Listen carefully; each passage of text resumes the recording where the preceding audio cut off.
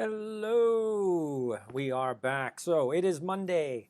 It is actually 5 coasts on the west, 8 on the east. So today we are going to talk about why the Common Core doesn't work, and why we're talking about that is because CNBC just released a story. It is on YouTube as a rebroadcast. So you can go and check that one out. It basically says how Common Core broke U.S. schools. And what they missed is what everybody misses. They didn't really explain kind of how Common Core is used in the classroom. And this is the biggest secret that for some reason, I don't know why they don't talk about it. So yes, President Obama supported Common Core. Yes, President Bush supported Common Core. Yes, President Trump supported Common Core. And yes, President Biden supports Common Core. So doesn't matter who you follow, who you believe in, whatever party, they all follow Common Core. Now, here is the secret. Okay, now I'm going to try to get into why these things don't work, but here is the secret. And this comes from, not from me, from an actual curriculum expert. If you don't know Dr. Heidi Hayes Jacobs, I suggest you Google her now. She is a name you need to know. And the reason is because we cannot get to where we want to be if we don't start doing what is real, which is teach kids how to be prepared in the 21st century. There's no more jokes, there's no more games, there's no more snarkiness. All of the teachers out there, and I've been following on today on Twitter because there's a lot of people attacking teachers, and teachers naturally are very defensive and very snarky. Guess what? You are defensive and you're snarky. It's just going to piss people off. So if you're a teacher and watching this, get over it. Let's start building a system that works. Let's stop worrying about bad leaders and vacuum of leaders. Look, I love that there's no leadership. You know why? Because I'm stepping in. I'm stepping in and saying we're going to build a better system. So here is the reason why Common Core doesn't work. Because you can't teach standards. I'm going to explain that. Dr. Heidi Hayes Jacobs talked about that standards are demonstrations. Now, what does that mean? What is a demonstration? So let's give an example. Best examples are with PE, gym, because what's a standard in gym? Well, in gym, you have fine motor skills. So a standard is the ability to do something. So if you could kick a ball, that's a standard. But that's a demonstration. How do you assess that standard? You have to demonstrate it. The gym teacher needs to look and watch and say, can you kick that ball? Are you kicking it properly? Are you following through? That's a demonstration. You can't teach a demonstration. You can assess through demonstration. So standards do help when we want to assess student skills, but you can't teach a demonstration. Is that making clear to all the parents out there? Like, we need to teach. There's only two things you can teach. You can either teach content or you can teach skills. Now, the entire 19th and 20th century K-12 education was all about teaching content. Now, why did we do that? Because there was no internet. There was no mass library of information. If you didn't learn content in school, you didn't know it. You couldn't go to the library and say, hey, I want to read every book ever printed. And they would laugh at you and say, that's not happening. We have 15 books. You could read all of these, or you could go and walk to the next library and read all the books they have. But we don't live in the 20th century. We live in the 21st century, where content is ubiquitous. And for those that don't know what that word means, it means it's everywhere. You have access to more information in the palm of your hand than your local library has ever had access to. Makes you think, right? Okay, so then what do we really need to do? We need to shift from content learning to skills learning. And then the question becomes, well, what skills should we learn? Well, I just happen to know the skills that we need to learn, right? So here you go. These are the 21st century skills that students need to learn in the 21st century. And if you're a high school student, you're a college student, you're a high school graduate, you're a college graduate, and you look at these 5 skills and you go, you know what? I don't have all of those skills. Guess what? You are not going to be very successful over the long term in this century. Maybe you're doing well now, but what if you lose your job? You're not going to be able to get another job, not at the same salary that you're at. You're going to get a lower salary because every year you don't have these skills is another year behind, another year in obsolescence that you are. Your skills are 20th century skills. Those are no longer relevant. Nobody cares how much you can remember. That's a 20th century skills. That's what standards help us do. They help us remember.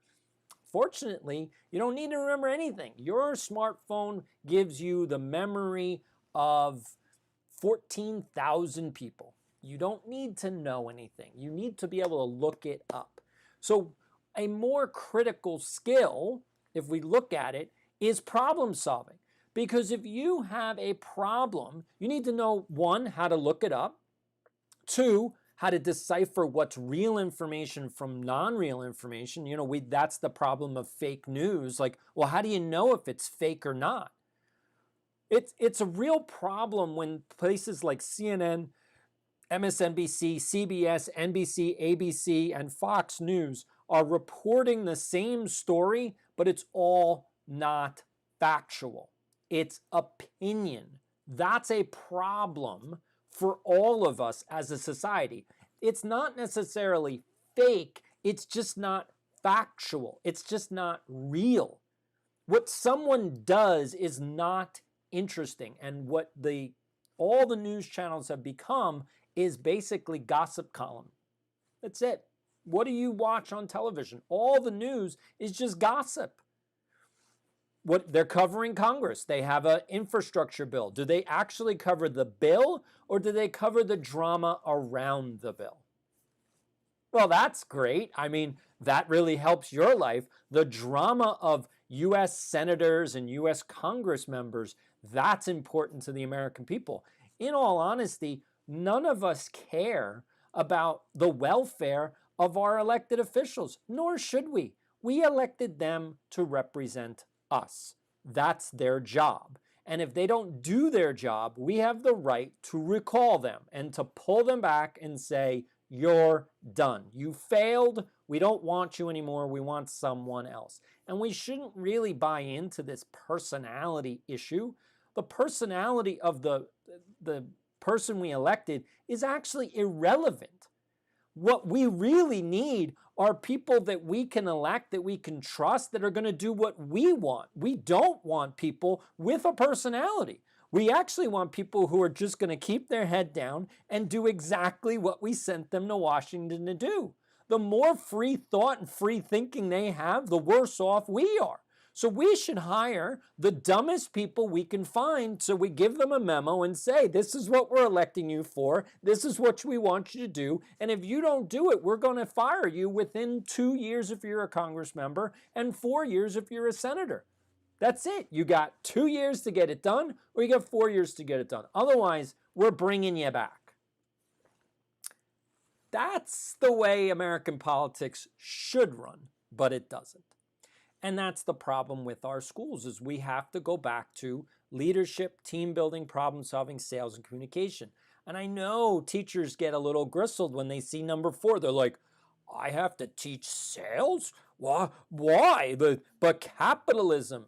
Yeah, capitalism is the greatest system on the planet. We don't have a free market economy in this country, so please read your textbooks, understand what free market economies are. All the Republicans that talk about it, and Larry Kudlow, go to Hawaii and leave us all alone. You baby boomer, get away, go away. Just leave us alone. You're an idiot. Or you're a real evil demon because you are trying to mess with people's lives. So capitalism, the beauty of capitalism, which Marxism and socialism never understood, is that the incentive model had nothing to do with money. It had to do with psychology. And America adopted this capitalism and turned it into American capitalism and turned it into the American dream because at the core of it is hope. See, if you have a real capitalist system, that means that anyone, regardless of their background, their skin color, or their educational background, can make money. What we've done in this country and our government has done is they've taken that ability away. You do not have equal opportunity in our system today.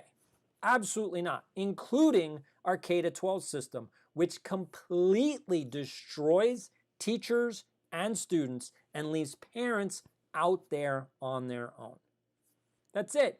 So I saw all today, I mean, we're talking probably 200 to 300 tweets on Twitter, all about parents being pissed off and teachers just going back at them. And I'm like, oh my God, you guys are allies. Parents and teachers are in the same boat. You both care about kids. You both care about student achievement. You both care about the same thing. You have to work together. Who is the common enemy of teachers and parents? It's the system. That's it, hands down. So we need to make sure we understand where the lines are drawn. The lines are drawn between teachers and parents together and the system on the other side. And that's where I'm trying to help and assist to say we need to rebuild the system. And part of it is this Common Core issue. You can't teach demonstrations. It's impossible. That's why teachers are struggling so much. That's why student test scores continue to plummet. And they've been declining since 1965. Now, I need you to all be aware that test scores have been declining since 1965. So you can yell and scream all you want about Common Core. Common Core did not break the school system. It's just impossible to teach standards. So I don't have a problem with Common Core. First of all, it's never going away. If you think it's going away, you live in a fantasy land. It's never going away. But what we need to do is we need to use standards for what they're good for, and that is to help us assess student achievement. But you can't teach to the standards. Just that statement alone is idiotic. Anyone that says teach to the standards doesn't understand teaching or learning. And if you have a PhD and you're saying teach to the standards, I hate to tell you, but you're an idiot. You may have a PhD, you may be really good at academic success, but you have no idea how to teach students in the actual world, the world we live in called reality. Students need skills, 21st century skills. These are the skills from Georgetown University's Center on Education and Workforce research study. This is not made up. These are the skills: leadership, team building, problem solving, sales, communication. Like, folks, not making these things up. We have to start getting on the same page. We have to start doing the same thing. We cannot, and this was the only thing out of the entire CNBC report that I actually was like agreeing with, is that you can't take away the creativity of a teacher. These are highly educated and intelligent people. They're all college graduates. Most of them have master's degrees, and some of them have doctorates. They're not dumb people. But when you say stupid things, you're like, what are you talking about? Like, how can someone so smart act so stupid? We have to get to a better place. So the part that we need to do is we need to give power back to the teacher to design lessons that make sense for their students. So the curriculum maps that I have come up with for the 21st century, I've started first at the high school level, and then I'm working my way backwards, because that's actually how you do it, because you want to know, where do you want them to end up? You have to start with the end goal in mind. So this is the end goal. A high school graduate in my program will have leadership skills, will have team building skills, will have problem solving skills, will have sales skills, and will have communication skills. That's a high school graduate in my system. Now, these aren't standards. These are big ideas. Again, taking from Dr. Jacobs' amazing research. I have to give credit where credit is due, and you need to look her up. Google her, Dr. Heidi Hayes Jacobs. She got a doctorate at Teachers College. She taught there. Columbia University. We're talking one of the finest universities in the world. This is a brilliant person who actually knows what she's talking about. We need to start listening to true experts. So anyway, the concept that she has in the curriculum map is the big idea. And these are the 5 big ideas. Now, I know it's difficult. I'm saying this is difficult to see. It's hard to conceptualize an abstract thought without a visual. So I'm creating the visuals. I have an overview map of 21st century skills for the high school. If you want to see them, I'm going to be getting them onto future videos, but subscribe now. Hit the button, do all the things you need to do on YouTube. Just start following this. I'm going to be laying out so many things. Now, if you're a novice teacher right now, because back to school is now, novice teachers are absolutely just petrified to start the new year. They're like, oh my God, like what did I sign up for? This is going to be one of the hardest years to teach. This is going to be one of the hardest years for kids to learn. And with a really poor curriculum, it's going to be an impossible task. So I developed this program back in 2009. It is now remote. If you know a novice teacher, tell them to go to this website right now, have them look through it, and sign up. Absolutely. It's limited. We're only going to have 1,000 novice teachers in the program because I want to be able to give individual attention to each teacher. And it's only a 30-day program, so we'll run another one before the end of the year. So if you don't get into this one, you can hopefully get into the next one. But it's only 1,000 teachers. So I need to make that clear. We hire about 200,000 teachers a year, and this is for anybody that's less than 5 years experience. So that means we're talking 1,000 out of 1,000,000 teachers. So if you don't sign up for this real quick, it will be closed.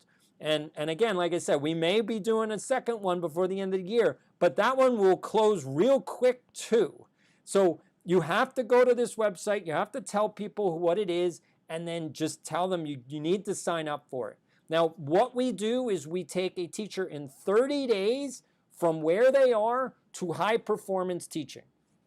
That's it. How do we do that? Because we actually teach teachers. We show teachers how to help kids think critically, how to overcome obstacles, and how to become high performers themselves. There's a formula. That's what it's called, the high performance teacher formula.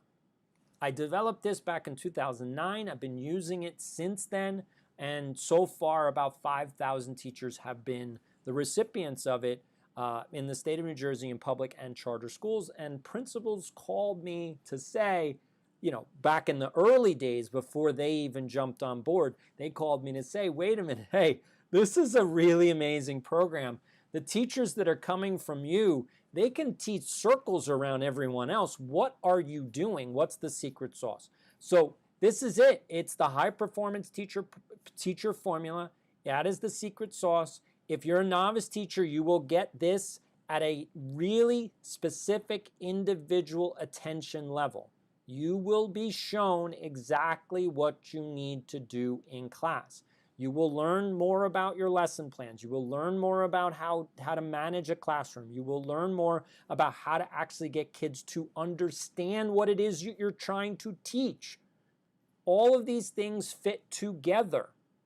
All of these things fit together. You will address the issue of student motivation and student confidence levels and student trauma and like all of these pieces fit together when you understand it together.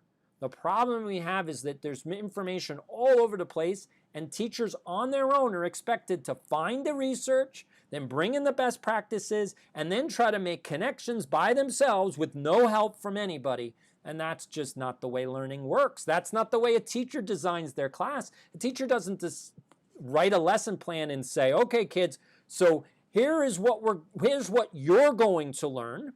Here are all the documents. Good luck, and I will see you at the end of class. That's not the way a teacher runs a class. You would be appalled if that's the way your kids were learning. So if a teacher lays out a lesson plan and says, okay, this is the goal, this is what you're going to learn by the end of this period, okay, this is the objective. Now I want you to do this activity first. Okay, great. How did you feel about that? What did you understand? All right, now we're going to do the second activity. Okay, now we're going to discuss how those two activities come together. Do you see how you just learned what we talked about at the beginning? And that's how learning happens. Kids need to be told, like, this is what you're going to do.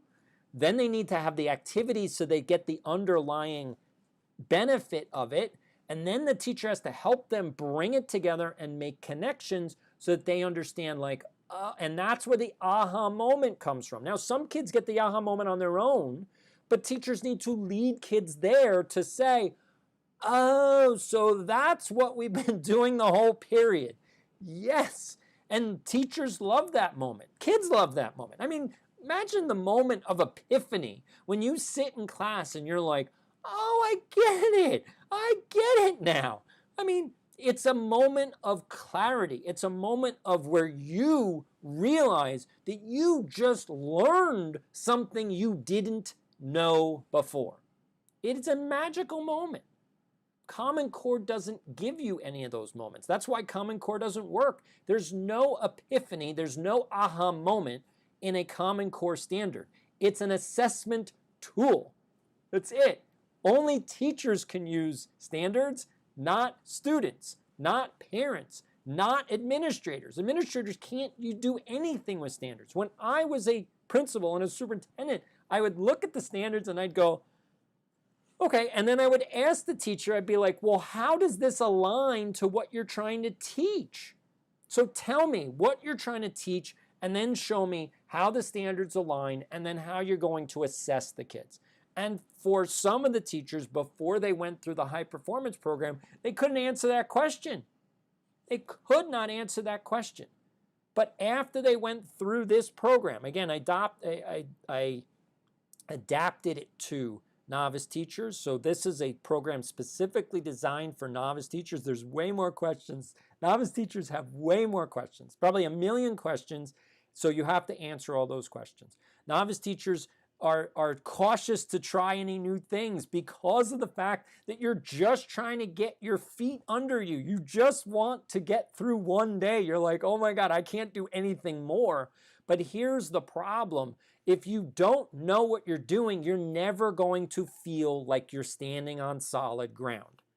It's never going to happen. If you're nervous right now, you're going to be nervous in June. Unless someone shows you exactly what it is that you're trying to do, or you can tell someone, this is what I'm trying to do, then it's just not going to work. It's just not going to work, and you're not going to have the kind of growth that you're looking for. That's why this is a 30-day program. It's a 30-day commitment. You go in knowing I need to focus, but it's only for 30 days. You're not focusing for 3 months. You're not focusing for 6 months. This isn't like a college program. This is a crash course in the absolute best practices you need so that you become a high-performance teacher. That is it. It's not a magic pill. It's not a, oh my God, like it awakens teachers to, oh, that's what I'm supposed to be doing. Oh, All I did after 10,000 classroom observations is I put together all of the best practices of the most highest performing classrooms and said, what do all those teachers do? And how do students learn in those classrooms? And we put it all together, and I created this high performance teacher formula and then the high performance teacher program. That's what this is, specifically designed and adapted for novice teachers. So if you're trying to figure out, like, how do I do this job, the teacher, well, this program is going to really lay that out for you. And again, it's only 30 days, which is the benefit, because by the time you're done with September, you're at such a higher level than everyone else at your experience level. Like, as a novice teacher, if you have 3 or less years experience, if you go through this 30-day program, you will know more than a 3-year teacher in your building. You may even know as much as a 5-year teacher. So you're shortcutting a lot of pain and suffering on your part by doing this program. And that's all I can say, is that's how powerful it is. And like I said, the proof is in that principals would call me and say, I don't know how you're preparing teachers to do this, but whatever you're doing is working. The level of teaching that's happening in these teachers' classrooms that go through this program is so much better. It's at a higher level than everyone else. Your teachers are able to handle 25 to 30 kids in a classroom without a problem. No classroom management issues. In fact, I could put in kids that have behavioral problems, and your teachers are able to get them to do work. We have kids that have attention deficit problems. They can't sit for more than 5 minutes, and yet your teachers are able to get them to perform at a higher level than kids that don't have ADD. How is that even possible? And it's because there's a formula to reaching students. You just have to understand what's going on. And so that's all we do in 30 days. Now, I'm going to tell you, it's a long time when you actually look at everything that you're learning, because we've simplified everything into just key categories. You only have to know how do you do high performance lesson planning. You only have to know how to deliver content, like how to actually teach the class. You only have to know, okay, how do I bring it all together and make the connections to get that aha moment? And then lastly, you just need to know how to support the whole child. That's all you need to know. It's 4 things. You're not a social worker. You're not a psychologist. You're not a parent. You're not. You are a teacher.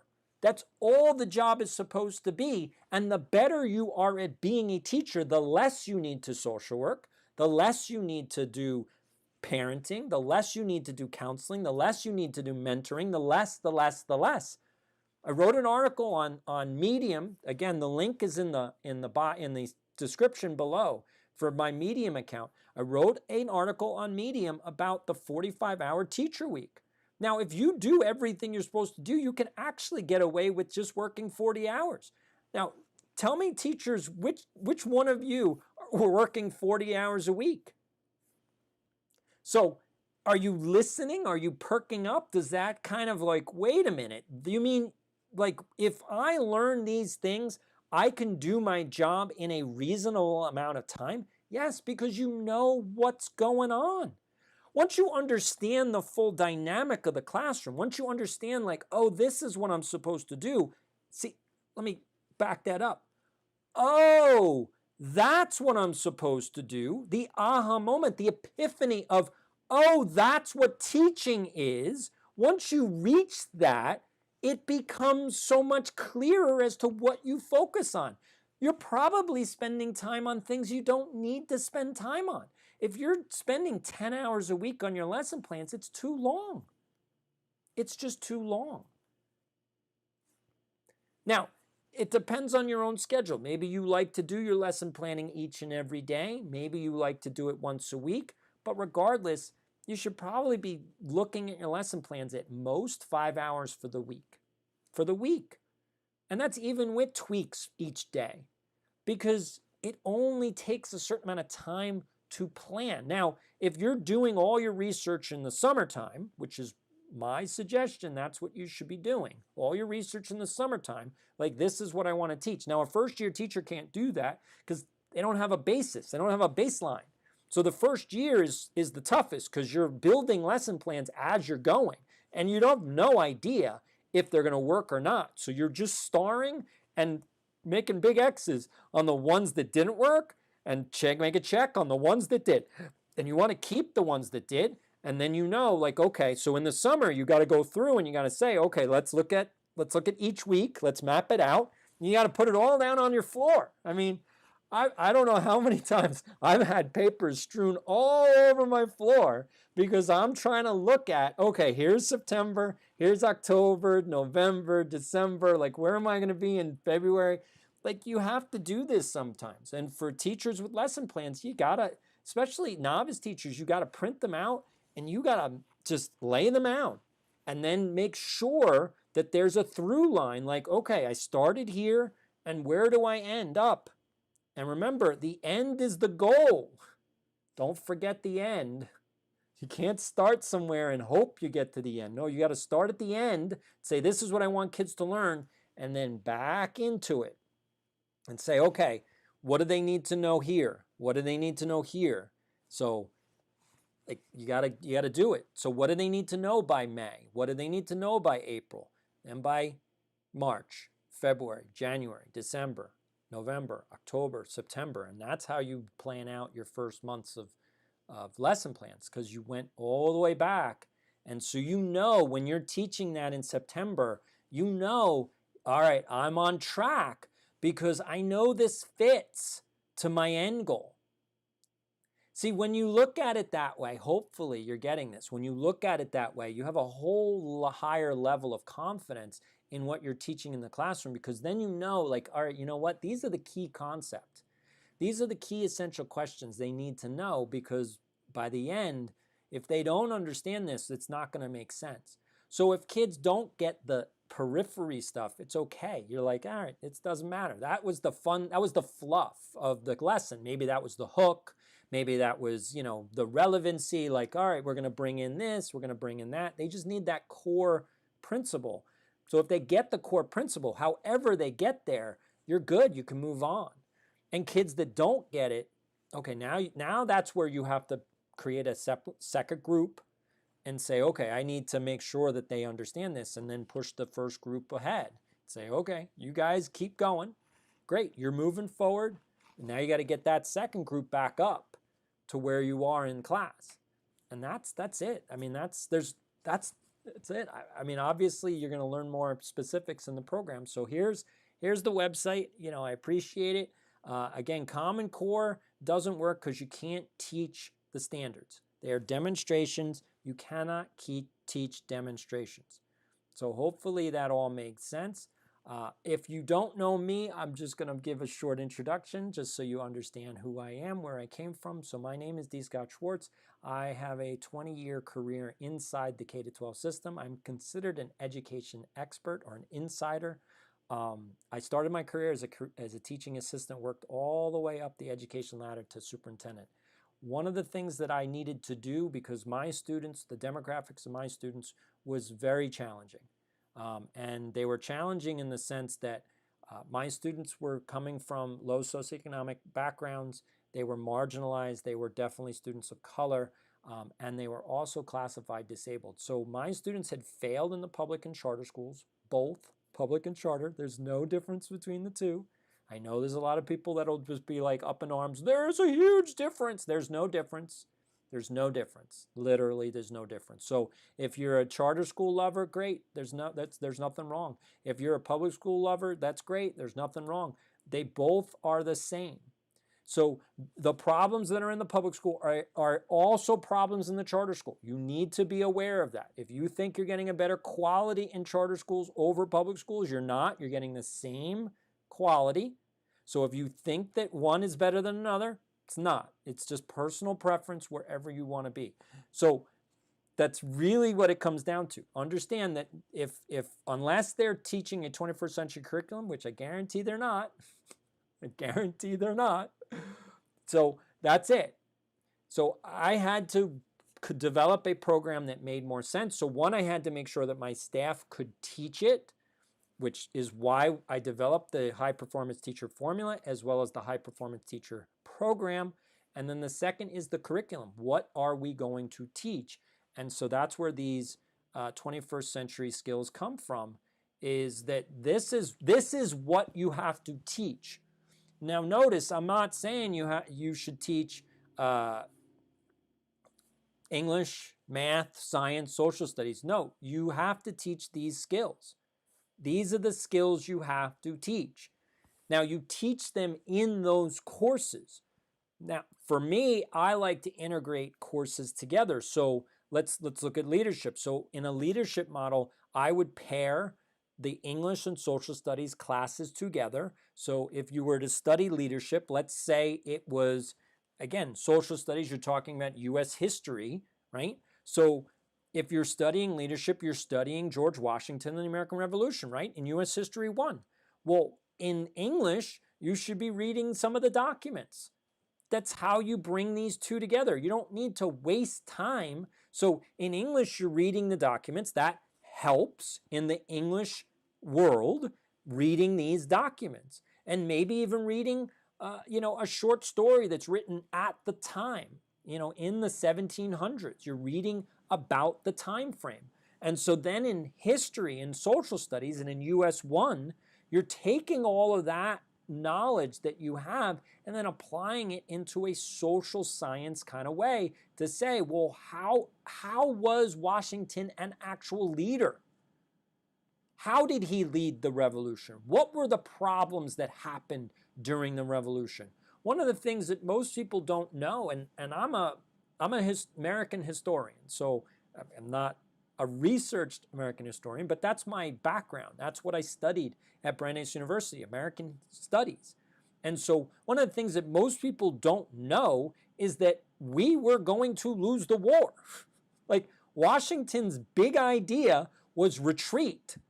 He lost in New York, he lost in New Jersey, he was losing battle after battle after battle, and his big idea was, let's just keep backing up. We'll keep moving backwards. They can't chase us forever. And the seminal moment, which is the painting that we all know, Washington crossing the Delaware, is actually, Washington has already retreated through the Delaware into Pennsylvania. He has left New Jersey. He has left the state. He has basically abandoned the battlefield. He has said, we're not going to win. And so in the cover of night, at midnight, he crosses the Delaware in a surprise attack on the British. In fact, he was supposed to land in Trenton, and he lands in Princeton because it was pitch black, and they had no idea where they were going.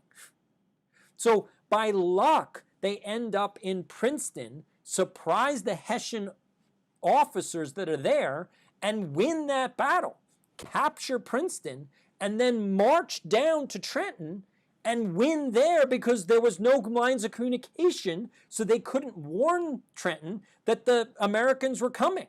And they won that battle in Trenton, and from there the entire war changed. We started winning battle after battle after battle, and the British forces were like, what just happened? We have the greatest army on the planet, and these rebels are kicking our butts. And it was all because Washington retreated, and then took his moment of leadership and said, this is the moment we need to surprise attack. I mean, how could that be applied to today? There's so many opportunities to look at what Washington did and say, okay, what can we learn from this? Is that being taught in public schools? No. Hopefully you just got excited about what I just told you. That's history. History is living. We're living through our own history. To say that social studies is boring, to say that English is boring, to say that math is boring, to say that science is boring is not an indictment of teachers. Teachers don't make things boring. The system does. And then they force teachers to do it one way that doesn't make any sense. I would never, I love watching teachers be creative. I'll just put it this way. When you get a teacher that just says, look, you tell me what, I'll do how. I go, great. Now we're cooking with gas. I want to see what you come up with. And most teachers come up with amazing things. Amazing. In fact, if we had a system that worked, if we didn't teach Common Core standards, again, you can't teach the standards, we just let them be what they are. They're demonstrations, we use them to assess learning. So if we taught big ideas like these 5 skills, leadership, team building, problem solving, sales, and communication, then we would get to a better place. Now I need to make this caveat, and then I'm going to turn it off and let you guys go and enjoy the rest of your evening. The big caveat is that this is for 9 through 12th grade. Okay, so these 5 buckets, big ideas, curriculum map, is for 9 through 12th grade. What we have to do from pre-K through 8th grade is teach basic skills. Now I'm going to burst your bubble. Ready? Here you go. So here's fact number 1. You only need to reach a 4th grade literacy level to be considered literate. Just going to say that based on the standards. Now we raised the standards. So understand that if you're reading at a 4th grade reading level, you can read pretty much any document in America. Now, the goal should be 8th grade literacy. So really you want to get kids between 4th and 8th grade. Anything beyond that, it's gravy. Honestly, it's gravy. And if the colleges and universities are pissed off, guess what? You pay for it. You pay for it. Stop asking the public to subsidize you. You focused on research. Universities and colleges need to focus on advanced learning. It needs to be hard to get into college. Right now, it ain't hard to get into college. It should be hard to get into universities and colleges in the United States. That's good. You want only the cream of the crop intellectuals and academics in colleges and universities. We have made this a universal problem, and that's why we have $1.7 trillion of college loan debt, because too many people went to college. Now, I understand why, because we dumped the K-12 system into the garbage. We created a system that high school graduates have no value in society. That's what this solves. This gives high school graduates a leg up. This gives them an advantage. If you have those 5 skills, you are going to be employable. You can get an entry-level job. If you want, you could bypass college. You could just get an associate's degree. You can get a certificate. You can just get professional development. Whatever it is that you need in order to do your job. But the mass appeal of college and university is gone. It's gone. You don't need it. I don't know. You don't need a college degree to learn how to go on YouTube. You really don't. And if you make good content and people are watching it, you can actually make from ad revenue, you can make $30,000 to $40,000 a year. That's incredible. Now, there's a lot of skill that goes into this. What if you learn some of these skills? What if in communications, number 5, okay, I put it up there, number 5, communications. What if in communications in high school, you learned how to actually make and write a YouTube script? Would that be valuable to you? Of course it would, because this is a viable job in the 21st century. You're not selling anything. You're creating something. What's the highest level of critical thinking on the Bloom's taxonomy? Creating. YouTube, a YouTube creator, an Instagram creator, a Snapchat creator, a TikTok creator, they are at the highest level of critical thinking. And yet we are poo-pooing it like, oh my God, social media, it's so bad. No, it's the 21st century version of Hollywood. We just don't need all the apparatus. You don't need startup capital. You can just turn on your phone and start creating. Now, I'm going to tell you, if you don't create good stuff, no one's watching. No one's watching. So it's not so easy.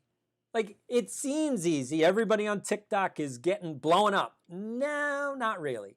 You need to know what you're doing, and you need to have skill, and you need to put in effort and work and actually do what you have to do. There's a lot of research that people on these platforms have done. They've looked at what other people have done. They've studied what other people have done. They've taken data, they've analyzed it, and they've then replicated it.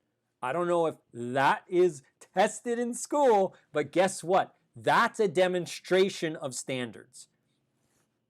Just telling you, that's a demonstration of standards. So you don't have to throw out Common Core, but you gotta understand what it's for. And if you don't understand what it's for, you're not gonna be a very effective teacher.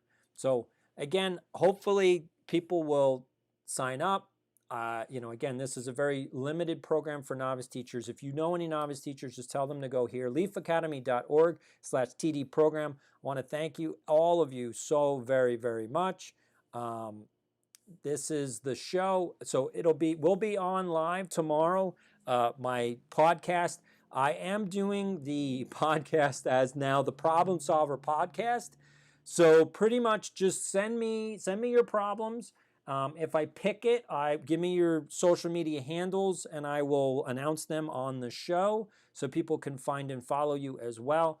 But my goal is to try to solve a problem. If I can do more than one in 60 minutes or less, that would be great. So pretty much we start at 2 p.m. On the West Coast, 5 p.m. on the East Coast, every Tuesday right here on YouTube, Tuesdays with Schwartz. I want to thank everybody so much for joining me. This is D. Scott Schwartz signing off.